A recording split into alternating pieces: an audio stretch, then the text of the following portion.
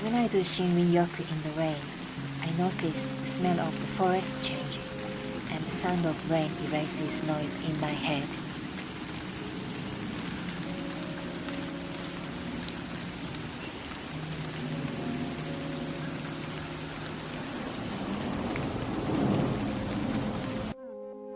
The magic of water reveals all the hidden colors of nature.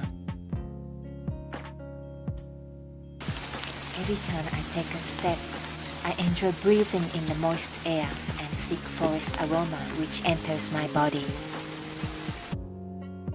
The benefit of Shinrin-yoku in rain is to gain an extra sense of calmness and relaxation.